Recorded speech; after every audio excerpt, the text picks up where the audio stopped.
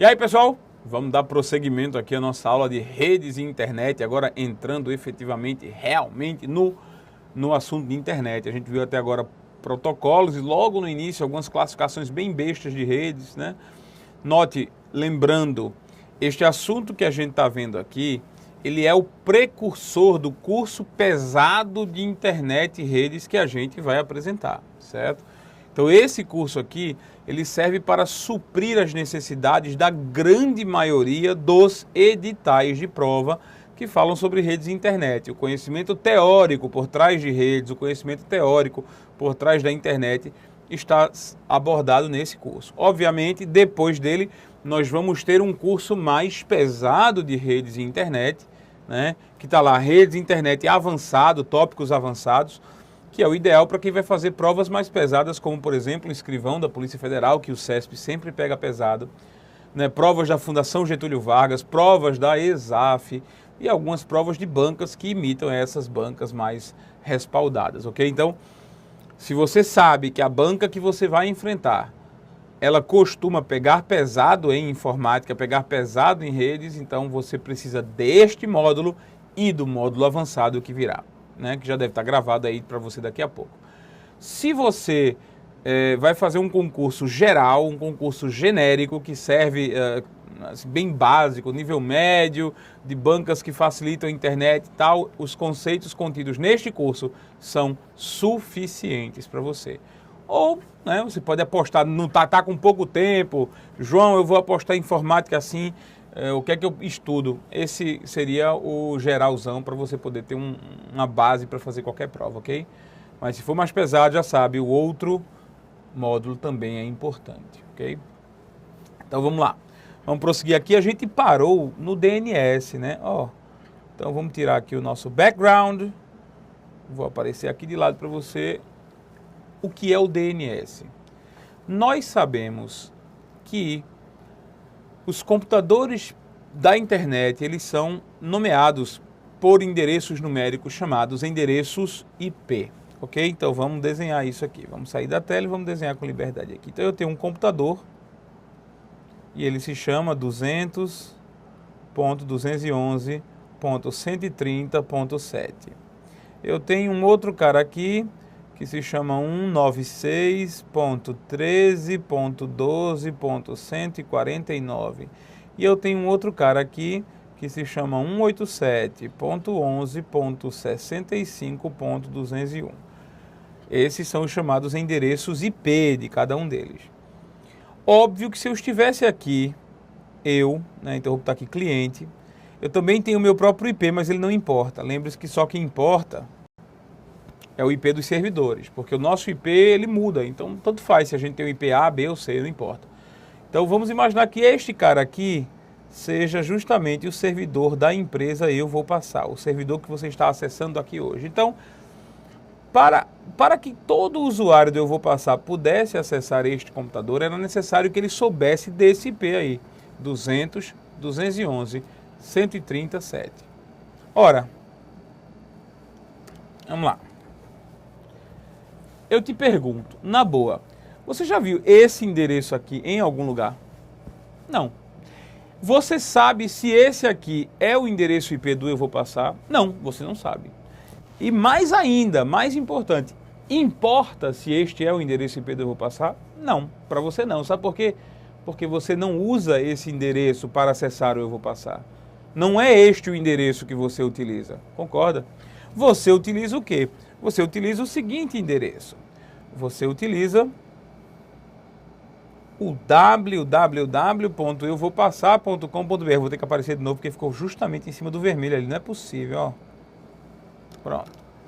Você usa justamente o www.euvopassar.com.br, certo? O que acontece é que quando você digita www.euvopassar.com.br, existe um sistema na internet que traduz isso para o endereço IP correto. Então, tem um sistema na internet que traduz este endereço aqui, né, www.euvopassar.com.br, neste endereço aqui. Cadê? Que é o IP. Então, este aqui, www.euvopassar.com.br. Eu vou ter que riscar aqui, deixa eu sair. Sai, João. Pronto.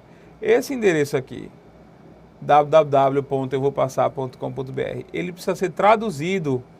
Traduzido para quê? Traduzido nesse endereço IP. Então quem faz isso é justamente o DNS. DNS é um sistema que associa nomes amigáveis aos endereços IP, permitindo que os usuários não precisem decorar esses endereços IP. Você não precisa saber qual é o endereço IP do Eu Vou Passar, você não precisa saber decorar qual é o endereço IP de qualquer site da internet. Por quê? Porque basta você saber o nome. Esse nome aqui é chamado nome de domínio. Ok? Então, o que é o nome de domínio? Nome de domínio, ou simplesmente domínio, é o nome amigável. É um nome escrito de forma alfanumérica, alfabética, em texto, para que você possa memorizar e acessar o conteúdo que você deseja. Então, é verdade que o site do Eu Vou Passar tem um endereço IP, é verdade. Você precisa saber qual é ele? Não. Então, o DNS faz o trabalho para você. Você digita www.euvopassar.com.br e aí o DNS pega isso, traduz e leva você ao endereço IP correspondente.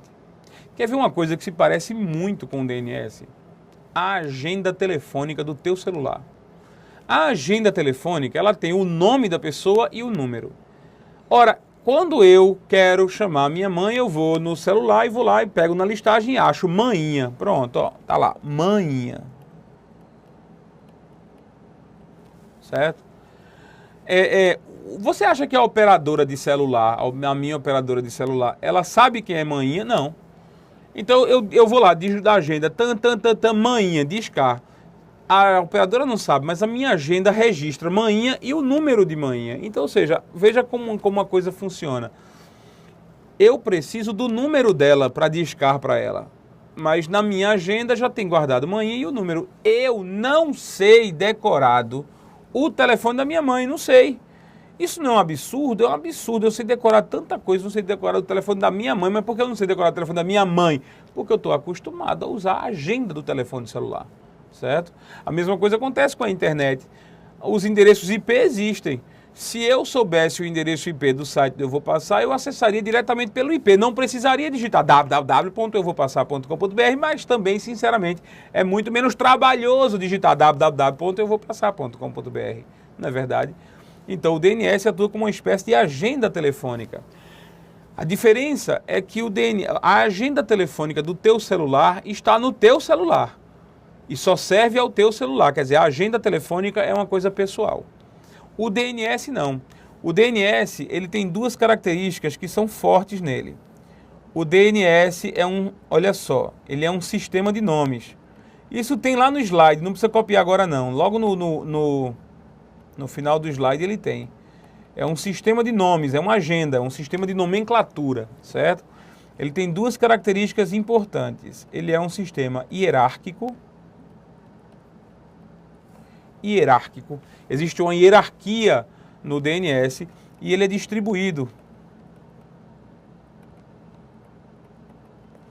Não é só um computador que faz DNS no mundo, não. Não existe uma única central telefônica na internet, não. Não existe apenas um único computador fazendo DNS. DNS é uma coisa que é feita por vários computadores espalhados pelo mundo.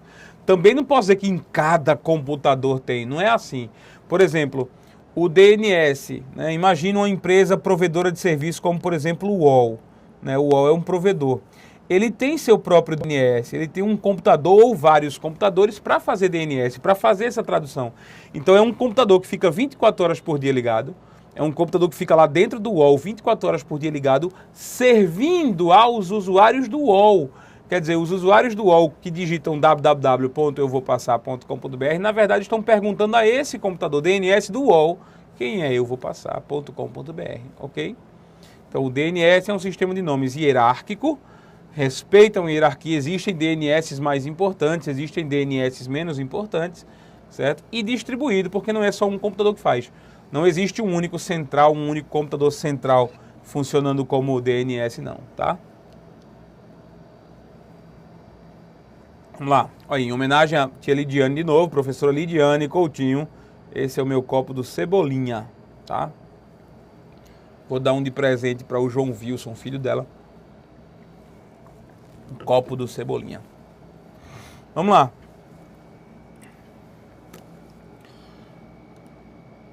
Como funciona o DNS? Olha que bonito aqui, esse desenho explica tudo, né? Imagina que eu tenho 3 computadores, né? O micro do usuário, um servidor de páginas, que é o que o micro do usuário vai solicitar, e o servidor DNS, também conhecido como servidor de nomes, ok? Então são 3 computadores, olha o que acontece. Imagina, tudo começa lá embaixo, né? Cada um deles tem um endereço IP, então vamos lá, ó. Cada um deles é dotado de um endereço IP. Então tá lá cada um com um endereço IP. Aí o nosso computador, ele faz assim, olha, quem de vocês é joaoantonio.com.br? Imagina, tudo começou quando o usuário digitou aqui no seu navegador, ele digitou www.joaoantonio.com.br. Ora, de posse desse nome, joaoantonio.com.br, dá para chegar no servidor joaoantonio.com.br? A resposta é não. Esse nome, ele precisa ser traduzido pelo DNS para que a gente consiga achar o IP correspondente. Então, esse nome não é informação suficiente para chegar aqui. Não é. Certo? Vamos lá. Então, tudo começa assim. Nosso computador usuário, ele pede quem é joaoantonio.com.br. A pergunta é respondida pelo servidor DNS. O servidor DNS responde, olha, joaoantonio.com.br está nesse endereço aí, ó, 200.211.230.7. A resposta é dada. De posse dessa resposta, eu posso mandar a informação para o computador que eu quero, mandar o pacote para o IP correto. Só teve um erro lá, né? Porque não sei se vocês perceberam, mas aqui está 130. E a resposta é 230, né? Que estava lá. Vamos voltar para ver quem é que está errado. Aqui está dizendo 230, mas o IP original é 130, ó. Então o erro está aqui, ok? Então vamos voltar aqui. Eu fiz a pergunta, quem é joaoantonio.com.br? A pergunta foi feita, a resposta foi essa. 211.230.7, só que não é 230 aqui, é 130.7. E aí, de posse dessa informação, eu serei capaz de mandar um pacote para o computador lá, 137. Ele vai desenhar a página, né, e me devolve essa página para que eu receba a informação aqui, certo? Então, o DNS faz isso. O nosso computador aqui, chamado servidor DNS, ou servidor de nomes, é justamente esse servidor que eu citei de exemplo, que está lá dentro do UOL, servindo aos usuários do UOL. Ele fica fazendo essa tradução o tempo todo, ok? Alguns detalhes sobre o DNS. Primeiro, o DNS ele é um protocolo que utiliza o UDP como protocolo de transporte. Então, o DNS ele não usa TCP, ele usa UDP, certo? Como o UDP não garante, lembra que eu falei que o UDP é uma bosta? Como o UDP não garante a entrega das mensagens, então algumas vezes a gente perde a mensagem. Por isso, quando você digita www.algumsite.com.br, vamos supor, você faz uma digitação como essa. Na hora que você digita, esse pedido sai e pode não voltar. O engraçado é isso, você digitou www.não-sei-o-que.com.br. Demorou 1, 2, 3, 4, 5 segundos, de repente apareceu a mensagem, objeto não encontrado, servidor não encontrado, mensagem ou página não encontrada, mas na verdade é porque o DNS não obteve a resposta. Por que ele não obteve a resposta? Porque foi o UDP que transportou a mensagem. Então, basta você dar Enter de novo ou tentar buscar de novo que talvez acerte da próxima vez. Ok? O resto a gente já sabe sobre distribuído. Por que hierárquico? Né? Hierárquico, porque o nosso servidor, o nosso sistema de DNS, ele se baseia em níveis. Olha só. Por exemplo, no domínio teste.com.br, BR é o primeiro nível, é o domínio geográfico, identifica o país de origem do domínio registrado. BR Brasil, obviamente. Com é o tipo da instituição que registrou o domínio. Com vem de company, ou seja, empresa com fins lucrativos. E o teste é o nome da instituição propriamente dito, né? O nome da instituição propriamente dito. Vamos lá, a gente vai ver isso aqui no nosso Eu Vou Passar, né? Vamos analisar aqui o euvopassar.com.br. Deixa eu limpar a tela. Olha só. BR indica que o domínio foi registrado no Brasil. Certo? Com indica que é uma empresa. Certo? Provavelmente uma empresa privada. Não é obrigatório, mas normalmente é. Eu vou passar é o nome da empresa ou o nome do domínio, certo? Então é o nome do domínio. Às vezes não é o nome da empresa não, viu? Não adianta dizer que é o nome da empresa não, porque tem empresa que registra domínios diferentes, né? Por exemplo, tem a empresa, sei lá, Colibri Limitada, que registrou o endereço passarinho.com.br, não sei, né? Nem sempre é o nome da empresa. www é o nome do servidor, ou seja, o nome do computador que fica dentro do domínio eu vou passar.com.br. A gente só registra até aqui, certo? Então, a gente registra sempre essas três partes. Registra a terceira e, claro, de tabela, o segundo e o primeiro níveis. Quer dizer, quando você vai no órgão para registrar, você sempre registra o nome da tua instituição, o tipo, .br, porque é no Brasil, certo? Então você sempre vai registrar até aqui. O que vier antes, como por exemplo www, é você que identifica, é você que nomeia dentro da tua estrutura. Então, até eu vou passar.com.br, eu precisei registrar no órgão competente. Antes de eu vou passar, isso é hierarquicamente dentro de eu vou passar. Portanto, é minha responsabilidade dentro da minha estrutura tecnológica só. E aí eu posso colocar qualquer nome. Por isso, cuidado, viu? Esse www aqui não é obrigatório. Ele não é obrigatório, ok? O nome pode ser esse, o nome pode ser outro. Pode ser www2, pode ser www10, pode ser casa, cachorro, totó, vovó. Não importa. O nome onde está localizado ali aquela sigla www, não é obrigatório que seja www, ok? É só um lembrete isso, é só para deixar claro de que esse www não é obrigatório. Outra coisa que é muito engraçado que se pergunta em prova é o seguinte. Vamos para duas perguntas de prova, certo? A primeira, todas as duas dizem respeito ao BR no final, certo? Primeiro, o fato de o domínio eu vou passar.com.br terminar em BR significa que ele só pode ser acessado por pessoas no Brasil. Quer dizer, .com.br terminado em BR só pode ser acessado por pessoas no Brasil. Óbvio que não, né, pessoal? Isso é um absurdo. www eu vou passar.com.br pode ser acessado por qualquer pessoa no mundo, em qualquer lugar. BR termina BR porque foi registrado debaixo da árvore brasileira. Foi registrado segundo um órgão registrador brasileiro, mas não tem a ver com quem pode ou quem não pode acessar. Ok? Outra pergunta, essa sim pode ser mais complicada. O servidor, ou seja, o computador associado a esse endereço, eu vou passar.com.br, está no Brasil. O servidor está localizado dentro do Brasil. A resposta é não necessariamente. .com.br. Terminou em BR é porque o domínio, ou seja, o nome, ele foi registrado dentro da árvore brasileira. Ele foi registrado segundo as normas dos órgãos que registram domínios no Brasil. Só isso.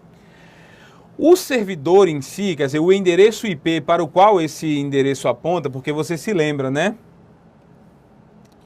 Eu vou para www eu vou passar.com.br, vai estar associado a um IP qualquer, sei lá, 200, 211, 137, aquele do exemplo, vamos supor. Este endereço IP é necessariamente de um servidor que está no Brasil? A resposta é não.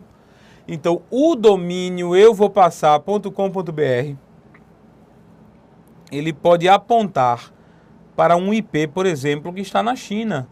Um IP que está no Japão, não importa, não sei onde é que está, não preciso saber. Não é porque termina em BR que obrigatoriamente o servidor, ou seja, o computador associado ao IP, está no Brasil, ok? É um alerta. Isso cai, esse tipo de pergunta cai, não tenha dúvida, ok? Então fique ciente disso. www.euvopassar.com.br, ou melhor, o domínio euvopassar.com.br foi registrado no Brasil. Ele pode apontar para qualquer IP, IP de computadores no Brasil ou IP de computadores em qualquer outro lugar, ok? Vamos embora então, para não cair nessa besteira na prova, ok? Vamos lá. Olha um exemplo aqui da árvore de domínios do Brasil, né? Um exemplo simples, né? Perceba, tudo começa em BR, então BR é a raiz brasileira, ok? É a raiz brasileira. Na verdade, esqueça isso. Todo endereço, como por exemplo teste.com.br,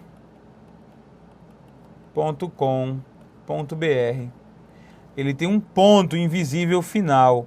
Esse ponto invisível final é chamado de raiz, certo? Então, a raiz é o nível máximo, é o nível raiz, tá? BR é o subnível geográfico, com é o subnível do tipo e teste é o nome da instituição. Então, oficialmente, do ponto de vista teórico, existe um ponto invisível que ninguém marca, né, que ninguém registra. Existe um ponto depois do final do domínio. .com.br, ponto. Mas ninguém vê esse ponto. Esse ponto é o chamado diretório raiz ou nível raiz do DNS. É o DNS raiz, certo? Mas não vou me preocupar com isso não. Aqui no Brasil, como a gente nunca vê ele, então a gente deixa o BR como final. Aqui no Brasil, o BR é a indicação, é o nível mais alto. É a indicação de que o domínio foi registrado no Brasil. O nosso segundo nível, que seria o terceiro, se a gente contasse o raiz, né, o ponto raiz. O nosso segundo nível, ele é composto pelo tipo da instituição. Com, se for empresa com fins lucrativos. Edu, se for instituição educacional, como faculdades. Org, fundações e instituições sem fins lucrativos. Mil, instituições militares e Gov, instituições ligadas ao governo, ok? Então, por exemplo, o domínio joãoantonio.com.br, ok? O domínio da ESAF, a nossa banca lá, tão amada ESAF, exaf.fazenda.gov.br. A ESAF está subordinada ao domínio Fazenda, que é o domínio do Ministério da Fazenda. Né? Então, por exemplo, o Detran de Pernambuco é detran.pe.gov.br, ok? Então, essa é a ideia de domínios aqui no Brasil. Todos os nomes, a gente registra o terceiro, tá? A gente registra o terceiro. O quarto nível em diante, o que acontece? Receita e ESAF foram registrados na estrutura interna do Ministério da Fazenda, do domínio da Fazenda. Assim como Recife e Detran foram registrados pelo órgão que é dono do pe.gov.br. Então, o quarto nível é uma coisa interna. Qualquer coisa que esteja no quarto nível, né, antes do nome da instituição, é interna à instituição. Não foi registrado, portanto, em órgão de terceiros. Não foi registrado em órgãos competentes como os órgãos que registram os domínios do Brasil, ok? Até o terceiro nível, a gente registra em órgãos competentes, ok? Onde é que você registra domínios? Bom, você registra domínios aqui, ó. O endereço, deixa eu fazer uma coisa aqui.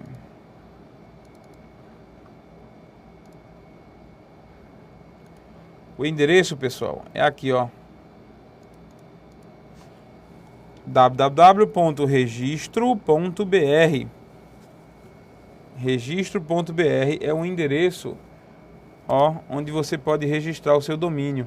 Faz parte do NIC-BR, faz parte do Comitê Gestor de Internet do Brasil, que é o CGI.br, certo? Então vamos ver aqui, eu quero, que tal, vamos botar aqui, estudandomuito.com.br. Vamos ver se esse domínio estudandomuito.com.br já existe. Pesquisar. Olha, o estudandomuito.com.br está disponível para registro. Se você quiser registrar agora, clique aqui. E aí você vai pagar uma taxinha básica de R$ 40 por ano. Olha só, R$ 40 por ano. Certo? Até tem muita coisa a ver. R$ 40 por mês eu vou passar, né? Então, ó, para registrar um domínio é mais barato que eu vou passar. Mas você não estuda lá, né? Aqui você estuda. Aqui realmente você vai passar o ano estudando muito. Então pronto, aí você registra aqui nesse domínio.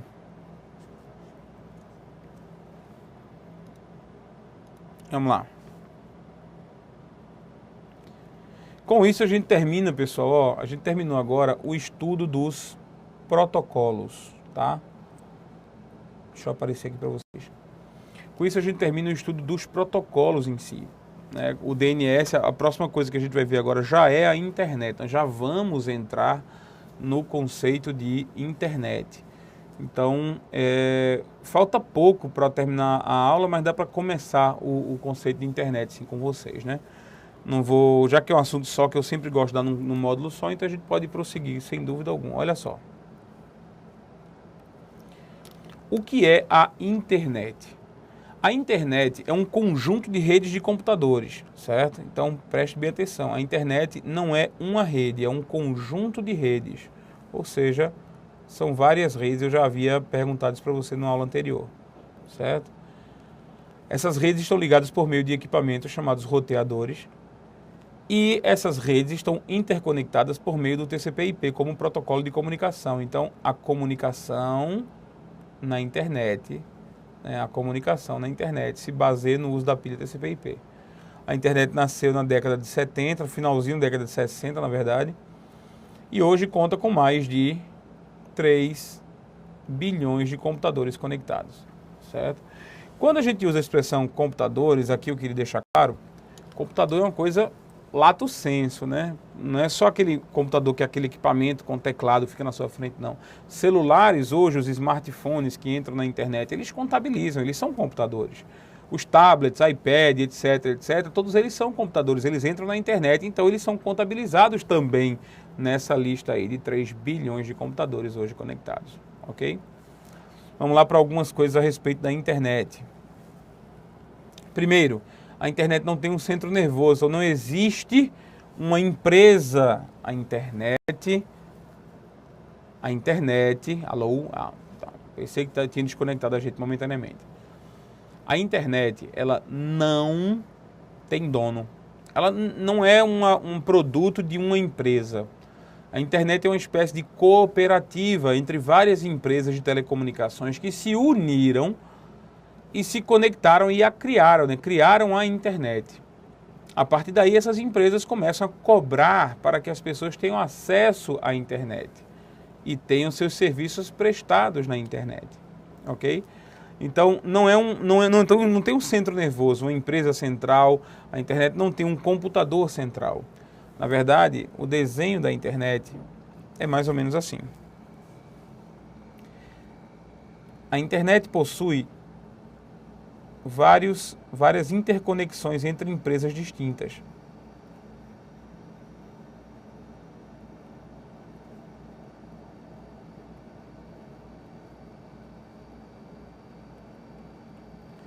E essas empresas estão conectadas ou a usuários ou a empresas menores. Empresas menores que se conectam com os usuários, certo? Nós estamos na ponta disso. Então, por exemplo, nós estamos aqui. Tem aquele mapa de shopping, né? Você está aqui, pronto. Essa parte grande, essas partes grandes de alta velocidade que ligam empresas de grande porte, elas normalmente são chamadas de backbones. Então, a internet não tem um centro nervoso. Ela tem espinhas dorsais, certo? Colunas cervicais, né? Espinhas dorsais, vamos lá. Ok? Então são essas avenidas de alta velocidade que interligam empresas, né, empresas de grande porte, são chamados backbones. Não é um centro, são várias estradas, na verdade. Ok? Então, aqui no Brasil, a gente pode listar alguns. Além dos backbones da Embratel, né? Nós temos o backbone, além da Embratel, nós podemos listar hoje quase todas as operadoras. A Oi tem o seu backbone. A Intelig tem o seu backbone. Outras empresas como a GVT, né, a Vivo, a Telefônica, todas elas têm o seu backbone. Cada um tem seu backbone independente, alguns interligados entre si. E existe um backbone público, um backbone chamado RNP. RNP é a Rede Nacional de Pesquisa e Ensino, que é uma entidade para fornecimento de tecnologia, de rede de internet e de rede de pesquisa para as universidades públicas. Tá? Então, a RNP é um backbone público, um backbone pertencente ao governo federal. Não é para nosso acesso em casa, é para acesso às faculdades. Certo? No mais, as empresas que nos fornecem a conexão com a internet, né, como é que a gente se conecta à internet? Como é que nós nos conectamos à internet? Nós nos conectamos à internet por meio de empresas conhecidas como provedores de acesso, ou simplesmente provedores. Tá? Lembre-se, provedor é uma empresa. A gente vai ver isso melhor, com certeza, na nossa próxima aula, porque agora a gente chegou ao final realmente dessa aula. A gente vai ultrapassar um pouquinho o tempo, mas daqui a pouco na próxima aula a gente vai efetivamente falar de internet, começando com provedores de acesso, trabalhando melhor esse conceito, ok? Muito obrigado pela sua participação, obrigado pela sua paciência. Se Deus quiser, nós nos encontramos na próxima aula. Fica com Deus, que Deus te abençoe sempre. Um abraço.